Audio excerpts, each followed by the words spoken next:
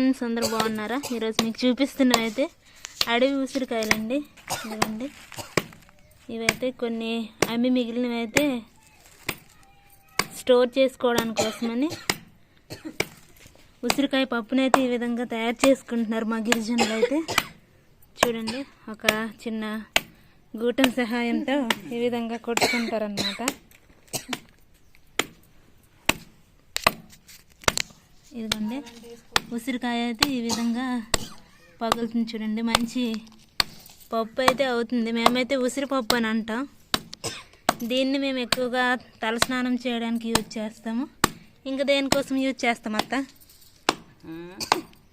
లేదమ్మా, తలకు స్నానమే కానీ మరేమిటి పప్పు మరి తెలియదు. మరి పప్పు సంగతి ఎక్కువగా మా గిరిజనులు అయితే ఇంకా తలస్నానం కోసమే యూజ్ చేస్తాం మేమైతే.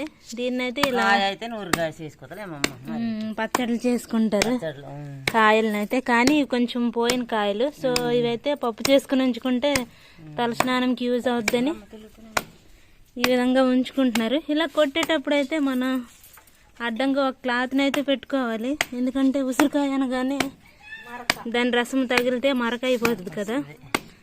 సో అందుకనైతే ఒక గుడ్డనైతే అడ్డంగా పెట్టుకొని ఈ విధంగా పప్పు చేసుకోవాలి.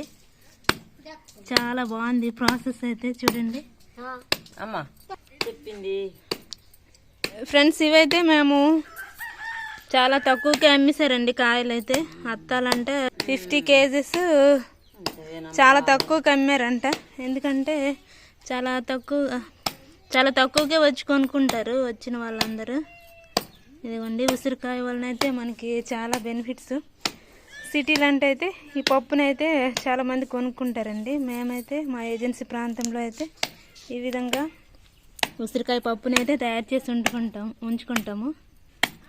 సో ఈ వీడియో ఏమనిపించిందో కామెంట్ చేయండి. ఇట్లాంటి మరిన్ని వీడియోస్ కోసం మన మీ విద్య వ్లాగ్స్ని అయితే సబ్స్క్రైబ్ చేసి సపోర్ట్ చేయండి. Thank you for watching.